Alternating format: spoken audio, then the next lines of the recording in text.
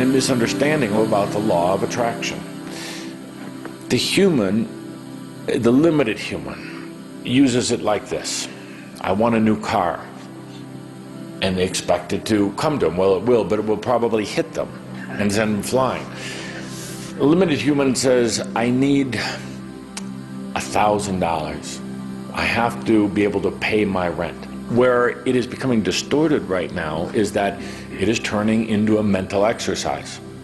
Somebody out there wants to write a book, hundreds of pages, outlining it, and then the moment the human starts to read that book, they go mental, and then it shuts down, you see. The mind can only go so far. The law of attraction is your spirit, your soul. It is the deepest parts of you. It's not what the brain can conjure up. We understand that money is one of the symbols of abundance on your planet, and that's all well and good. You can have as much money as you want. But the idea really is to relax the definition that it has to come that way, because then you open the doors through which abundance could come in all the other forms in which abundance could come to simply allow you to do what you need to do when you need to do it. Sometimes that can actually just be being gifted something. That's still a form of abundance when someone gives you a gift, because you're creating a reality that has an open door to accept the idea that you can be given something effortlessly without having to go through any specific machinations to make it happen. Society will tell you that you have to do X, Y, and Z in order to achieve a particular result, and we'll tell you that's not true. What has to be is that your vibrational state has to be in alignment. The idea is to also examine the belief systems where you might be resistant to the idea of abundance, because many of you have belief systems unconsciously that actually keep the idea of the experience of abundance at bay. The person is conditioned for some degree of abundance or non-abundance, depending on the pre-existing conditions with the parents growing up. And so conditioning is the first place to look. For example, you are raised on your planet with all sorts of contradictory and conflicting belief systems about money, such as love of money is the root of all evil. You will never be a success unless you have a lot of money. How do you allow those two things to coexist side by side without being confused? Because the conditioning will determine what the belief systems are and what the subconscious is holding on to. And if there's limitations there, then you want to heal whatever that misconception is, because all humans are deserving, innately, inherently deserving. It's just a matter of recognizing it, owning it, understanding it, and believing it.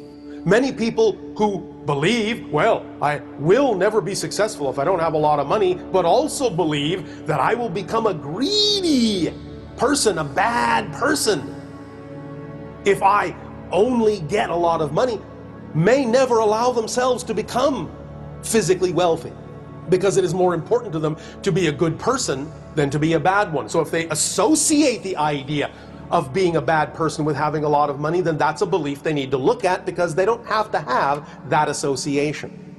The idea is not that you have to become more abundant than you are. The idea is to get in touch with what you are saying you are abundant in. And if you're abundant on lack, you will experience an abundance of lack.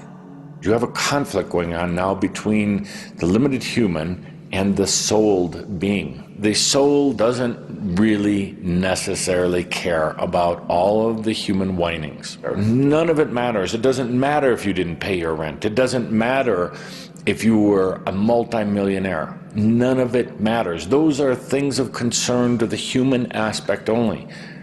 What the soul cares about, and what your spirit cares about, is consciousness, which means awareness.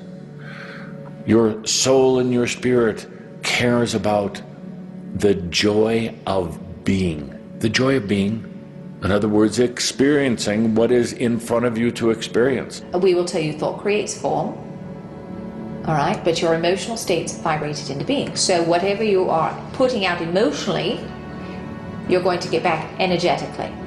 And because the physical reality is reflecting the emotional, if they are lower frequencies that you are putting out, then what you're getting back in the physical realm are the lower frequencies. The soul would rather have a bad experience for you than no experience at all.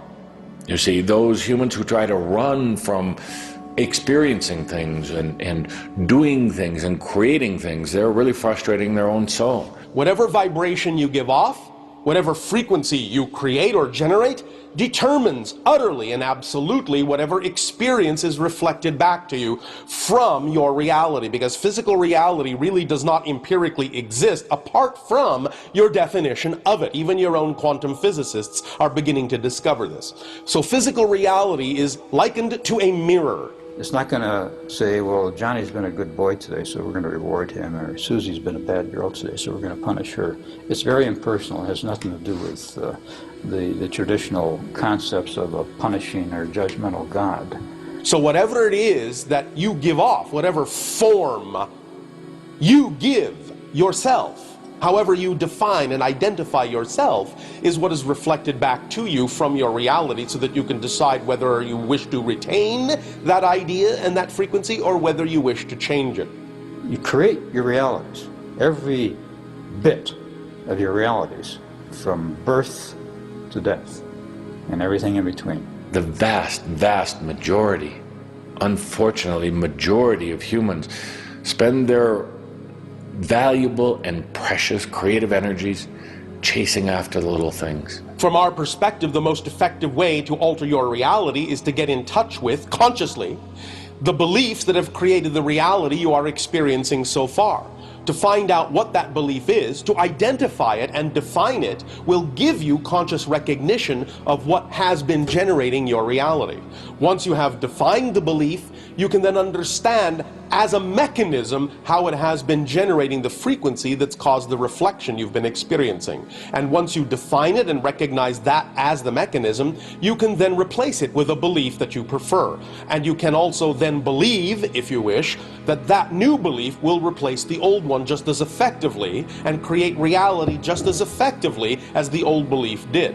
But once you replace the belief, and thus then it generates new emotions, new thoughts, and new behaviors, you will then get a new reality that is reflective of those ideas. When your life changes like that, don't be surprised at the changes. That's one thing that always amazes the angelic beings that I work with. A human asks for change, and then their life starts changing, and then they, what do you call it, freak out, because they lose their job, and they lose their family, and they lose all that old baggage they've been carrying around. And they go into fear. But understand that as the changes begin, there's an evolution of energy. It is a cleaning house, getting rid of the old to make way for the new you. We always say it's a bit like,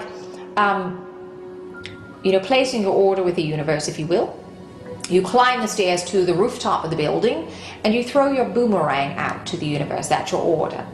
All right? And so you've taken yourself to a frequency level up here. So you place your order and then you start to worry about it. It hasn't come back yet. I must not deserve it. I'm not going to get it. So you drop yourself out. You go down a couple floors. Well, the order comes back and you're not standing on the roof anymore. All right? You've dropped out of the frequency range that exists in. So you've got to keep yourself the same rate at which you are placing your order. It seems like you're saying that it's almost a choice, like setting goals or things. Something like that. No goals. That is so mental. That is so, what do you say in your expression? So yesterday. So 80s culture is telling us. Forget the goals. It is an exercise in frustration, in futility. You, a sovereign being, don't need goals. Do you know why? I'll tell you why. Because you attract everything to you. Certainly, it's never beneficial to anyone to do anything that does not feel good to them. And so many humans are doing things that don't feel good to them. And the perfect example of that is people are often in jobs they hate. They're doing the work for the money, not because they love it. So anytime you're doing anything that does not feel good to you or that does not resonate with you, you're doing yourself a great disservice. And you're distancing yourself more and more from your higher self. When you make choices, you literally re-energize yourself. Think of yourself as a type of magnet or an attracting type of energy. When you make choices in your life, you attract all of the energies to you. We say to humans that all energy is there to serve you. It seeks to serve you. And the Master allows energy to serve them.